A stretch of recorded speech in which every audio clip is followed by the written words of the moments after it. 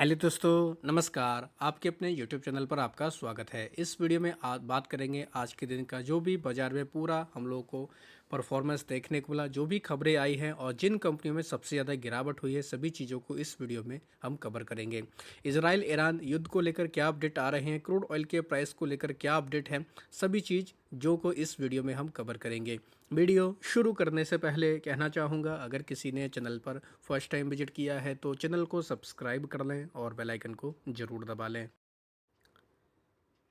तो दोस्तों, भारतीय बाज़ारों में आज के दिन काफ़ी गिरावट देखने को मिली। भारतीय बाज़ारों के साथ-साथ दुनिया भर के बाज़ारों में काफ़ी प्रेशर रहा। एशिया के बाज़ारों में काफ़ी गिरावट रही। यूरोप के बाज़ार भी 5 से 6% टूटे हैं। अगर भारत की बात की जाए, निफ्टी 50 की बात की जाए, तो लगभग 444 पॉइंट की गिरावट के साथ में निफ्टी 50 बंद हुआ है। हालाँकि ये गिरावट काफ़ी ज़्यादा थी। 23,697 का आज के दिन लो बना है, यानी कि निचले लेवल से लगभग 300 पॉइंट की रिकवरी देखने को मिली। सेंसेक्स की अगर बात की जाए तो यहाँ पर भी लगभग पौने 2% की गिरावट है और 1424 पॉइंट के आसपास सेंसेक्स टूटकर बंद हुआ। हालांकि 76,424 का इसने भी लो बनाया था। बाकी अगर बात की जाए कोस्पी यानी कि कोरिया के बाजार की बात करें, ये लगभग 6% टूटा है। यहाँ पर काफ़ी गिरावट देखने को मिली। हालांकि इसमें सुबह के समय काफ़ी गिरावट थी। 5,096 का इसने लो बनाया था, यानी कि 7 से 8% कोरिया का बाजार टूटा था। अगर डाउ जोन्स के फ्यूचर की बात की जाए तो ये भी हम लोग को लगभग 500 पॉइंट की गिरावट पे देखने को मिल रहा है। हालांकि काफ़ी लो था, 46,333 का इसने भी लो बनाया था, यानी कि इसमें भी निचले लेवल से हम लोग बोल सकते हैं लगभग 600-700 पॉइंट की रिकवरी रही, यानी कि 1,000 पॉइंट तक डाउ जोन्स का फ्यूचर आज के दिन भी टूटा था। तो सभी बाजारों में गिरावट, दुनिया भर के बाजारों में प्रेशर, लेकिन ये निचले लेवल से रिकवरी आई, उसके पीछे के भी कुछ कारण हैं जिसको हम इस वीडियो में ही कवर करेंगे। निक्केई देख सकते हैं आप लोग दोस्तों, ये भी हम लोग को देखने को मिलता है बाजार, यहाँ पर भी काफ़ी प्रेशर देखने को मिला। तो दोस्तों, ये सारा हम लोग को जो खेल देखने को मिला उसके पीछे का एक बड़ा कारण है दोस्तों, वो है क्रूड ऑयल के प्राइस। यस दोस्तों, और बाजार में भी रिकवरी जो आई है वो भी क्रूड ऑयल के प्राइसेस की वजह से ही रिकवरी देखने को मिली। तो क्या सारा खेल हुआ है, आप लोग इसको आपको आसानी से समझना है। क्रूड ऑयल की अगर बात की जाए, फ्राइडे को लगभग $90 प्रति बैरल पर हम लोग को क्रूड ऑयल बंद होते हुए देखने को मिला था। ब्रेंट क्रूड की बात हो रही है, लेकिन हम लोग को मंडे के दिन 30% हाई देखने को मिला। ये $118 प्रति बैरल पर यह चला गया। तो यानी कि 30% तक क्रूड ऑयल के प्राइस एक दिन में ही हम लोग को बढ़ते हुए देखने को मिले। तो इससे क्या होता है, क्रूड ऑयल के प्राइस जब भी बढ़ते हैं तो दोस्तों पेट्रोल डीजल के रेट बढ़ जाते हैं। ऑटोमेटिकली कह सकते हैं कि दुनिया भर की इकोनॉमी के ऊपर हम लोगों को असर देखने को मिलता है, महंगाई दर बढ़ जाती है। तो इसी वजह से दुनिया भर के बाज़ारों में काफ़ी ज़्यादा हमें प्रेशर देखने को मिला। तो दोस्तों, ये तो इस डर की वजह से तो काफ़ी ज़्यादा गिरावट हुई, लेकिन इसमें हम लोग को चेंज क्या देखने को मिला जिसकी वजह से रिकवरी आई, वो हम लोग को चेंज ये देखने को मिला कि दोस्तों, खबर आई बीच में हम लोग को देखने को मिली कि ब्रेंट क्रूड में हम लोगों को गिरावट देखने को मिली ऊपरी लेवल से। 118 प्रति बैरल डॉलर का इसने हाई बनाया था। उसके बाद ऊपरी लेवल से गिरावट हुई, देख सकते हैं अभी ब्रेंट क्रूड के प्राइस $104 प्रति बैरल पर देखने को मिल रहे हैं।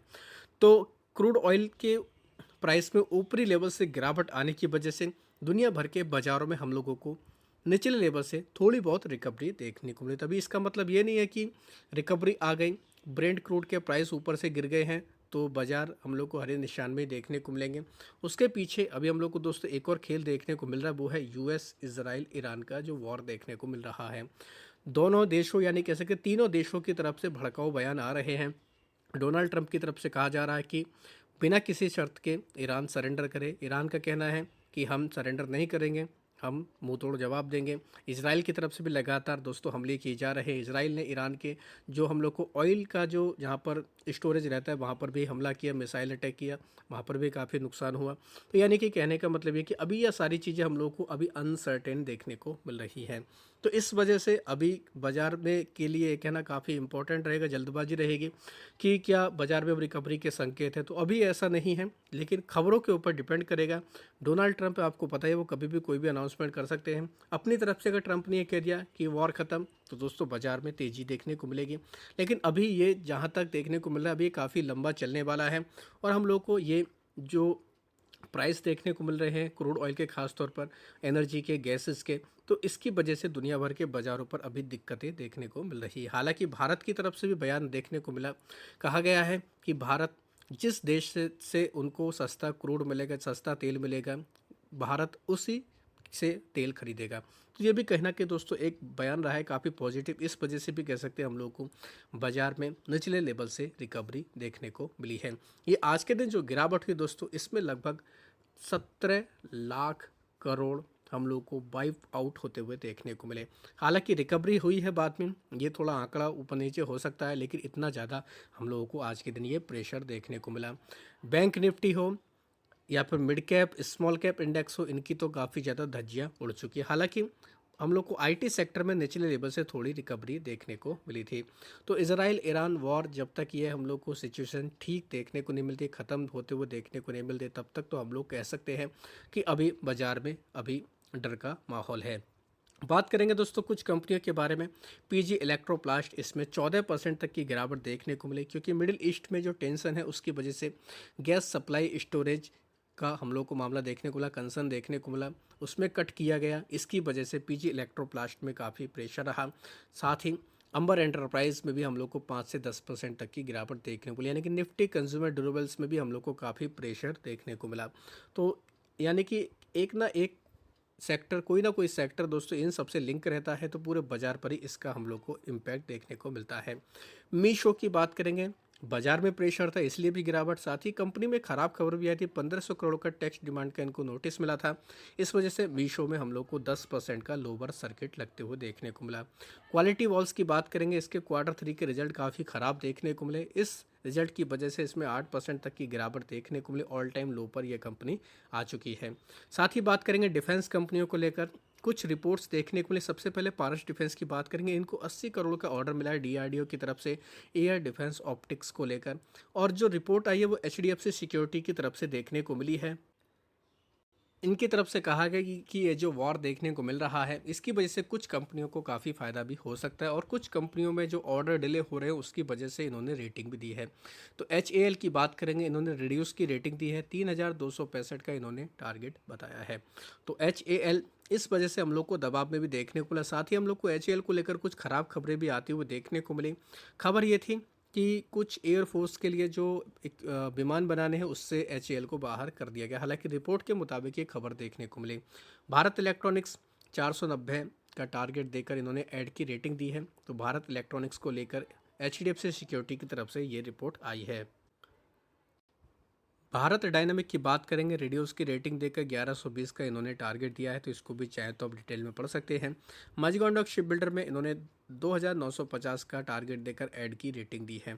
तो मजगांव डॉक में वैसे भी 99,000 करोड़ के ऑर्डर को लेकर लगातार खबरें देखने को मिली, तो अगर वो ऑर्डर एग्जीक्यूट होता है तो इस कंपनी के लिए काफ़ी अच्छी बात होगी।